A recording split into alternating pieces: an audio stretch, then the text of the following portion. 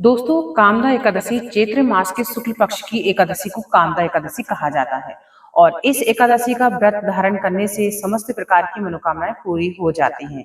और शास्त्र के अनुसार कामदा एकादशी का व्रत धारण करने से ब्रह्म हत्या जैसे बहुत बड़े से बड़े पापों से भी मुक्ति मिलती है। तो शास्त्रों के अनुसार अत्यंत ही श्रेष्ठ मानी जाती है कामदा एकादशी। और अगर आप इस एकादशी का व्रत धारण करते हैं, अत्यंत ही श्रेष्ठ है। लेकिन किसी भी कारणवश मान लीजिए आप इस एकादशी का व्रत नहीं कर पाते हैं, तो आज के दिन आपको भगवान श्री हरि विष्णु का विधि विधान से पूजन जरूर से करना चाहिए। क्योंकि आज के दिन अगर आप बिना व्रत किए भी भगवान विष्णु की आराधना करते हैं, पूजा करते हैं, मंत्र जाप करते हैं, तुलसी दल को भोग लगाते हैं, आप किसी भी प्रकार से तामसिक चीजों का सेवन नहीं करते हैं, जैसे कि लहसुन, प्याज, मांस, मदिरा, इन चीजों का त्याग कर देते हैं। साथ ही साथ चावल आज आपको भूलकर भी नहीं खाना चाहिए। तो अगर आप इन नियम पालन कर लेंगे तो आपको श्री हरि विष्णु की विशेष कृपा प्राप्त होगी।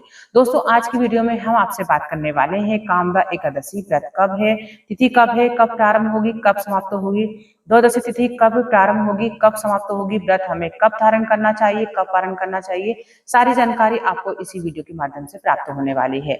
आज के दिन अगर आप व्रत धारण कर रहे हैं एकादशी का, तो व्रत में क्या खाना चाहिए, क्या नहीं खाना चाहिए, मतलब एकादशी व्रत के नियम और पूजा विधि, ये संपूर्ण जानकारी आपको आज की वीडियो में हम बताने वाले हैं। तो वीडियो को पूरा जरूर देखिएगा। अगर आपको आज की वीडियो अच्छी लगे तो इसे लाइक भी जरूर कर दीजिएगा और शेयर कर दीजिएगा।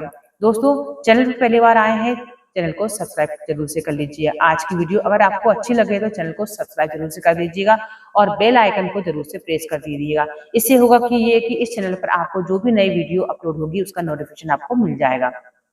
अब बात करते हैं एकादशी तिथि कब से प्रारंभ हो रही है, कब समाप्त हो रही है। तो देखिए, चैत्र नवरात्र के शुक्ल पक्ष की एकादशी का प्रारंभ हो रहा है 18 अप्रैल शाम को 5:30 से हो रहा है और समाप्त जो होगा वो होगा 19 अप्रैल रात्रि 8 बजकर।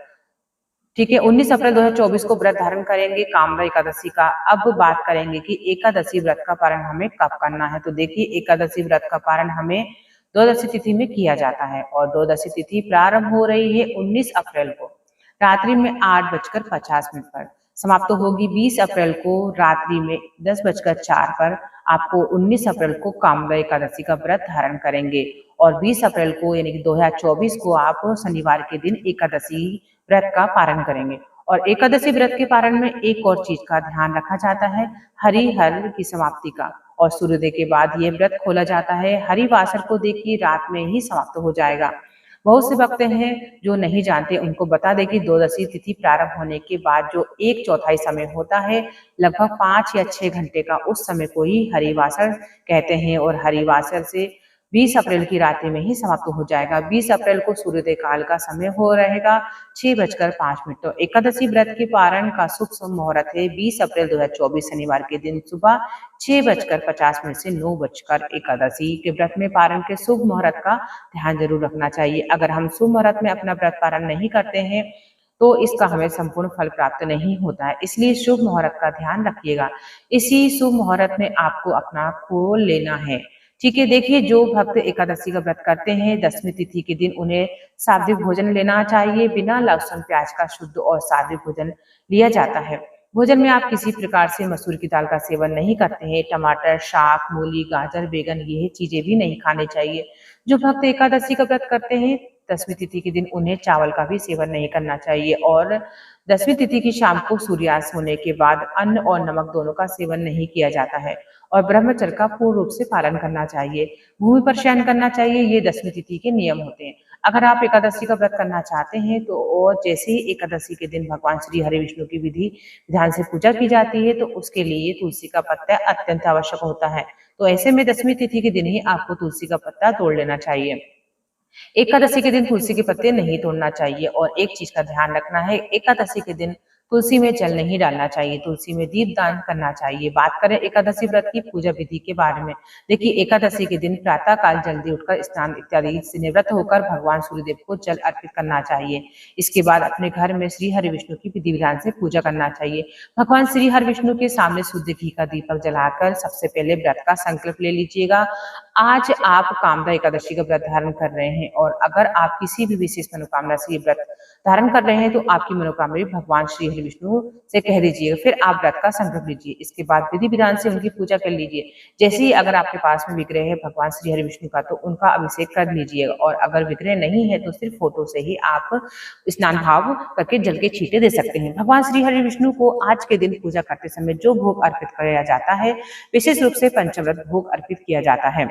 चीजें मिलाकर पंचामृत बनाइएगा और इससे तुलसी का पत्ता डालकर भी रख लीजिएगा। विष्णु को भोग स्वरूप अर्पित कीजिएगा।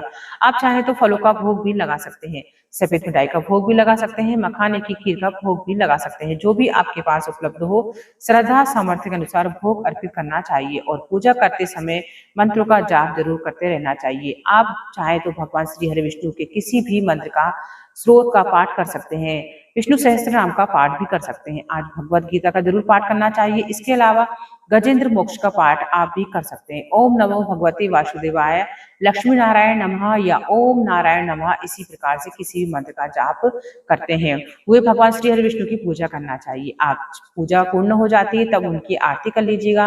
आप आरती चाहे तो कपूर से कर सकते हैं या फिर चाहे शुद्ध घी के दीपक को जलाकर भी उससे आरती कर सकते हैं। सुबह की पूजा यथासंभव यथाशक्ति जितना भी आपके पास समय हो उसके अनुसार कर लीजिएगा। दिन भर आपको व्रत रखना होता है तो व्रत में आप फलाहार ले सकते हैं, कोई भी फल खा सकते हैं, जूस पी सकते हैं, फलों का रस ले सकते हैं, दूध ले सकते हैं, चाय ले सकते हैं। मतलब फलाहार और जलाहार के द्वारा आप कामदा एकादशी का व्रत धारण कर सकते हैं। शाम के समय फिर से भगवान श्री विष्णु की विधि विधान से पूजा आराधना की जाती है। तो शाम के समय आप चाहें तो हाथ पांव धोकर भी पूजा कर सकते हैं या फिर आप स्नान भी कर सकते हैं। शुद्धता के साथ भगवान श्री विष्णु के सामने शुद्ध घी का दीपक प्रज्वलित करके और शाम की पूजा कर लीजिए। देखिए शाम की पूजा बिल्कुल सुबह की तरह ही होती है, बस हम शाम को अभिषेक नहीं करते हैं, बाकी धूप दीप और पुष्प इत्यादि से सभी चीजें अर्पित की जाती हैं। एक और चीज का ध्यान रखिएगा, भगवान श्री हरि विष्णु को अक्षत का प्रयोग नहीं किया जाता है, उसके स्थान पर हम सफेद तिल का प्रयोग करते हैं। तो फूल से भी आप एकादशी के दिन पूजा में चावल का प्रयोग ना कीजिएगा। ठीक है, भोग शाम को ही लगाना होता है और सुबह भी लगाना होता है। आरती भी दोनों समय की जाती है, मतलब सुबह और शाम दोनों समय आरती कर सकते हैं। मंत्र का जाप अपनी इच्छा के अनुसार आप रात्रि में भी किसी भी समय कर सकते हैं, क्योंकि एकादशी की रात्रि में जागरण करने का विशेष विधान होता है। तो आप चाहे तो पूरी रात्रि जागरण कर सकते हैं या फिर अपनी इच्छा के अनुसार जितना समय हो आपके पास में जाग जाए उतने समय जागकर भगवान श्री विष्णु की मंत्र का जाप स्मरण कर लीजिएगा। भजन कीर्तन करते हुए रात्रि जागरण किया जाता है। शास्त्रों के अनुसार अगर हम एकादशी के दिन भगवान श्री विष्णु की प्रसन्नता के लिए अखंड दीपक प्रज्वलित करते हैं तो इससे भगवान श्री विष्णु की विशेष कृपा हमें प्राप्त होती है और मन की कोई भी कामना होती है वो अखंड दीपक प्रज्वलित करते समय अपनी मन की बात बोल दीजिएगा, निश्चित ही आपकी कामना पूर्ण हो जाएगी। अब जैसे ही भक्तों के प्रश्न आते हैं कि अखंड दीपक कब से प्रज्वलित करना चाहिए, देखिए आप चाहें तो सुबह की पूजा जब प्रारंभ करते हैं तब से लेकर अगली सुबह तक के मतलब पूरे 24 घंटे के लिए अखंड दीप प्रज्वलित कर सकते हैं या फिर आप सिर्फ रात्रि भर के लिए भी अखंड दीप का प्रज्वलित कर सकते हैं, पूरी रात्रि के लिए भी कर सकते हैं। तो यह पूरी तरह से आपकी इच्छा के निर्भर होता है कि अखंड दीप आप 24 घंटे के लिए प्रज्वलित कर रहे हैं या फिर आप सिर्फ रात्रि भर के लिए यानी कि 12 घंटे के लिए कर रहे हैं। हाँ, अगर आप अखंड दीप नहीं प्रज्वलित करना चाहते हैं तो कोई समस्या नहीं है। जब आप पूजा कर रहे हो तो पूजा करते समय दीपक प्रज्वलित कर रहे हैं, बस इस बात का ध्यान जरूर रखिएगा। तो सुबह शाम दीपक जरूर जला दीजिएगा।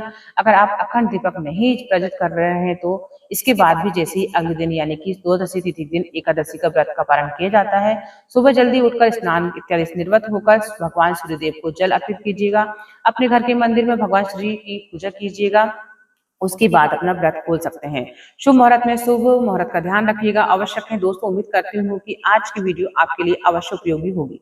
आने वाली वीडियो में आप सुनेंगे एकादशी व्रत की कथा, तो आने वाली वीडियो जरूर देखिएगा। प्रदोष व्रत और पूर्णिमा की व्रत की जानकारी भी आपको आने वाली वीडियो में मिलने वाली है, तो चैनल से जुड़े रहिएगा जिससे कि सभी जानकारी आपको सही समय पर प्राप्त हो सके। आपसे निवेदन करती हूँ कि दोस्तों अपना ख्याल रखिएगा और कुछ कमेंट्स में पूछना होता पूछ सकते हैं। हर हर महादेव, श्री शिवाय, नमस्ते।